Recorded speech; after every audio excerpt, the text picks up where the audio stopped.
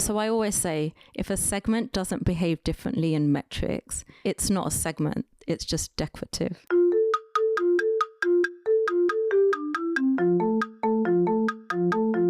Are you a fitness-loving foodie? Then Defy Snacks is for you. Defy offers real, high-quality chocolate you love, combined with functional ingredients, giving you as much as 26 grams of protein per bag, so you can be both a little bit bad and a little bit good at the same time. As a female-owned brand, Defy dedicates a portion of its profits to other women-owned businesses. Currently sold in the US, you can find us on snacks.com and follow us on social at Defy Snacks.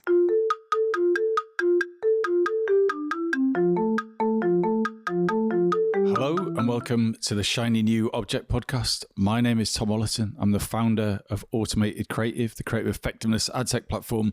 And this is a weekly podcast about the future of data-driven marketing. Every week or so, I have the privilege and the pleasure of interviewing one of our industry's leaders about the future of data-driven marketing. And this week is no different. I'm here in person, which is always fun, with Kajal Patel, who is Insights Manager at Ruggable. Last time we saw each other, we were on stage at MadFest talking about AI.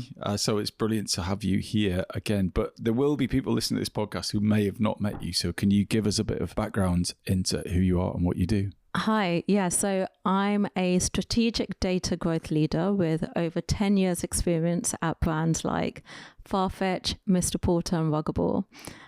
So I specialize in turning predictive analytics into real commercial decision making, particularly around customer segmentation, LTV and experimentation. So all the buzzwords. So before we get into your shiny new object, what have you spent your own time, energy or money on that's improved your work life?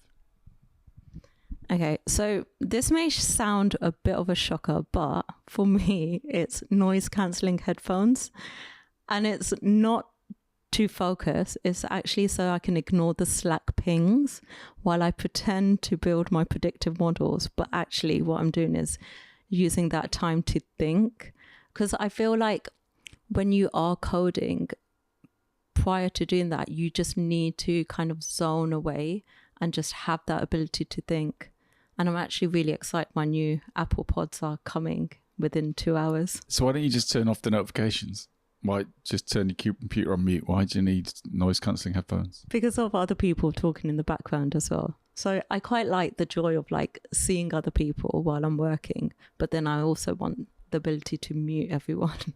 Well, Bose have been a client of ours for the best part of 7 years. And so I think you've bought the absolute wrong headphones. You need to get the new QC UHs. They're unbelievable. Look at them. Look how beautiful they are. They are. My issue with the Apple headphones is that they end up looking like Princess Leia with big potatoes on the side of your head. But, anyway, it's not that podcast. So what is your best bit of advice for someone to become a better data-driven marketer? I actually like this question and it's quite personal to me in a way. I will say, don't ask your analysts for numbers. Ask them what they'll do differently because of those numbers. If they don't give you an answer, that's not insight. That's just reporting. And there's a huge difference between the two.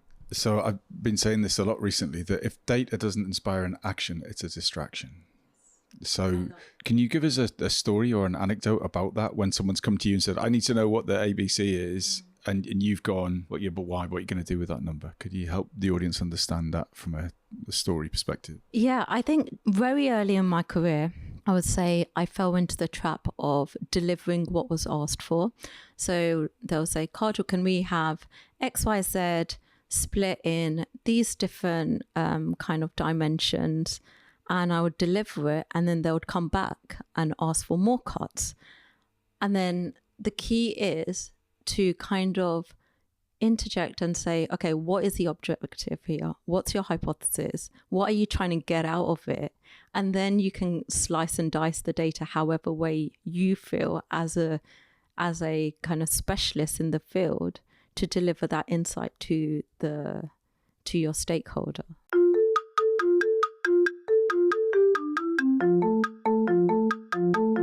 So we're now going to talk about your shiny new object, right? Which is me wildly out of my depth here. So I'm looking forward to learning from you. And your shiny new object is customer segmentation predictive LTV, right? So I know what all those words mean individually. What do they all mean together? What is it? Give me the elevator pitch for that. And why have you chosen that as your shiny new object? Yeah, sure. So segmentation is about looking at your customer in cohorts. And it's not just slicing them in equal kind of quartiles or equal kind of groupings. It's about having meaningful cohorts where they behave so differently that you want to interact and talk to them very differently, and in turn get the most out of them. Predictive LTV is something that every single company would aspire to kind of know in terms of a golden metric, which is how much is this customer worth and how much are they worth spending to acquire.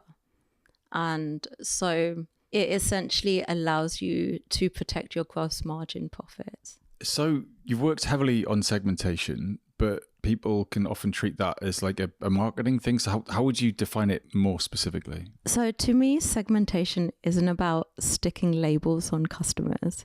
It's about treating them differently for good reasons. So at Farfetch, I worked with ultra high net worth clients. Segmentation wasn't demographics based. We looked at psychology through spending patterns. One of my favorite examples is someone might spend $500 on their first order, but what they spend it on tells you everything. So $500 on a coat, I mean, that could just be a one-off treat.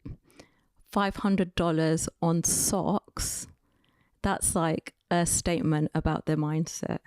So we worked along with like data scientists to build a prospecting model to flag these behaviors really early. So our high touch teams could step in before customers showed value on paper and in turn like drove incremental revenue. But segmentation at like Ruggable, for example, it's a bit different. It's not about like share volume or frequency. People don't buy rugs every week. So as well as segmenting by how often they shop, we segmented by purchase cadence and then elasticity. In other words, we ask who will buy anyways and who actually needs that nudge. And then that lets us protect our margin, as I mentioned, by not over discounting on your loyal buyers, but also like rewarding your loyal buyers where needs be in order to help your retention. So I always say, if a segment doesn't behave differently in metrics, it's not a segment, it's just decorative. Can you just expand on that a little bit? I think that's a really important point. So I think a lot of companies would want to have personas against their segments. And this isn't looking at their spending behavior, it's looking at their intent, which has its place as well. It helps marketing to kind of get the tone and, the way they communicate to the customers. But essentially, everyone has a North Star metric. And majority of the time, that leads towards money, revenue, profit. And in order to get that out of your customers, you need to understand which customers are going to give you the most money and which ones are probably not worthwhile interacting with because they've already churned.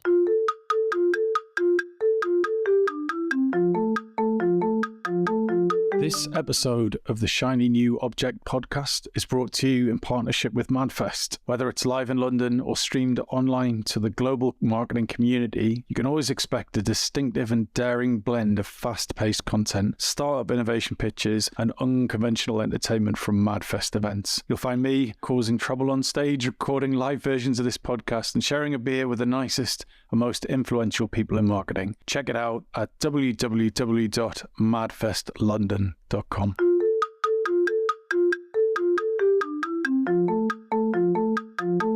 So we talked about clothes, we talked about rugs. Is this specific to those two verticals? I assume not, but I don't know, would it work in fintech or something like that? Absolutely. I think fintech needs segmentation the most. In e-commerce, segmentation helps decide where to spend your marketing budget. in fintech, I think like segmentation will help decide where to spend your trust. So take Monzo, for example. They have millions of customers, but fair doesn't mean identical. Like with better behavioral segmentation, I think like they could personalize their card limits or credit access. So not just based on income, but also their repayment psychology. I mean, two customers earning 40K may behave completely differently. I mean, another segmentation, like another tactic they could think about is tailoring their savings prompts. So some people need motivation, others need structure. So why send the same save more notifications to everyone? So segmentation, it shouldn't just be a reporting view. It should be like an operational switchboard. So we've spent some time on segmentation. So thanks for schooling me on that. That's great. So now the predictive LTV bit and decision making. So LTV acronym. It's a TLA. Are you aware of this? A 3-letter acronym. There you go. Nice. So is it LTV is a TLA? My God. How do you make it practical? Yeah. So LTV is really interesting. Like I've, being at the wide variety of companies that I have been with, I hear LTV all the time. It's just interesting the way I see LTV. So it's often used as a PowerPoint graph rather than a decision engine. And my rule is if your LTV model doesn't tell you who to invest in, who to leave alone, who to re-engage, it's not an LTV model. It's just a vanity metric. At Farfetch, for example, we used that insight from our prospecting model, as I mentioned, when we built the model looking at our ultra high net worth individuals.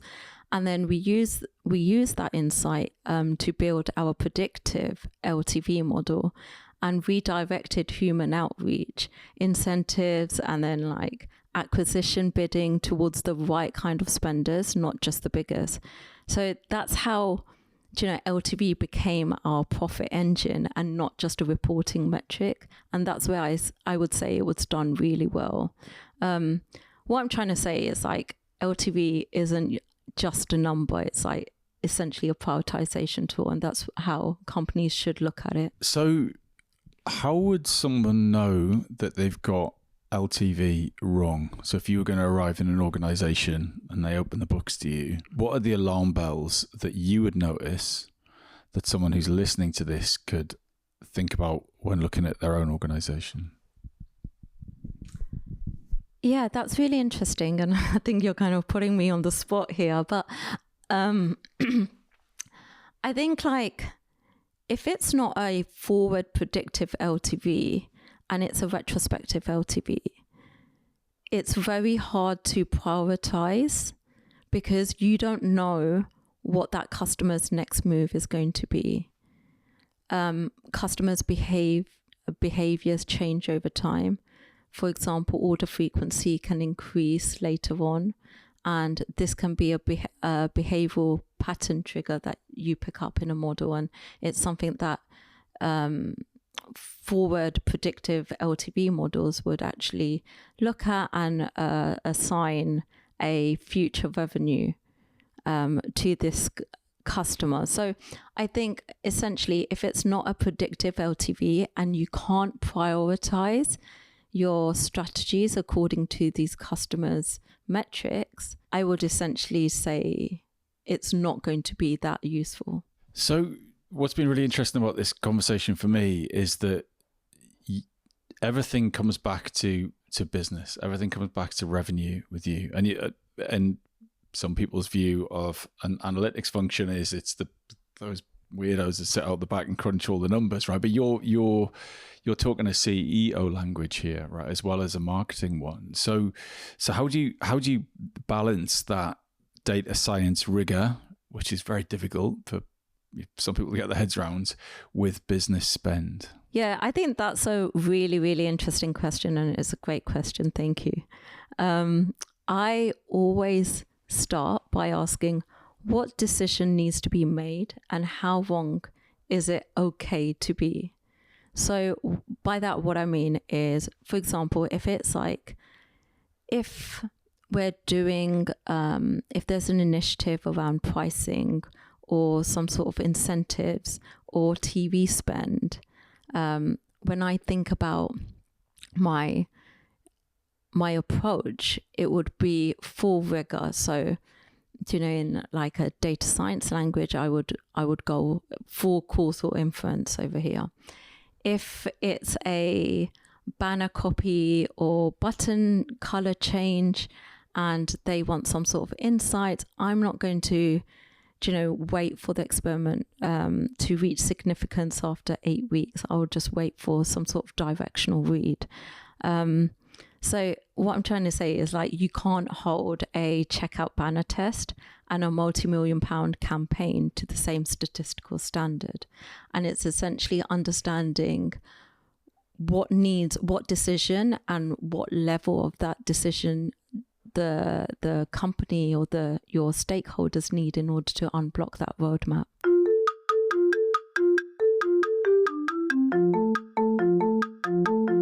So what I want to do is get a better understanding of your perspective when it comes to the mistakes that other people make that you've worked with historically. What are those marketing behaviors that you see that you're like, oh, why are they doing that? And we've talked about a few already, like don't ask for data unless you're going to do something with it. What is the story? But the feedback I get on this podcast is people like it when there's like practical advice, like what should I be looking out for? Like, what are those behaviors in the teams that you have worked on historically where you think, like, if only you did this differently, we'd get a better result out of you? I think like historically, and I think this can be quite common, is occasionally someone will come along and they'll have a strong intuition, and when you pull insights and it goes against the intuition, it feels like a big battle. And sometimes I think, like, I never want to use the role of analytics isn't to be a weapon. It's more to help be that decision engine. I always actually say, like, data is the neck of the company because it helps the head move in whichever direction you want, because data can be that engine and essentially you can like work along with it. It's not there as like a weapon. I love that. That's such a nice articulation to finish with. So the data is not a weapon, it's like the neck, and it helps you point the head in the direction that the whole thing needs to go in. So that's perfect. So if someone wants to get in touch with you about anything that we've talked about, where is the right place to do that, and what makes a message that you'll actually respond to? Yeah, if you want to get hold of me, I'm sure we can share my LinkedIn page, and I'm more than happy to have any chats with anyone, really. But what makes a message you'll respond to, though? Because you will get inundated with messages after this. So I want to know what you want to see in that first line that'll make you read and reply. That I have the best advice ever. Kajal, thank you so much for your time.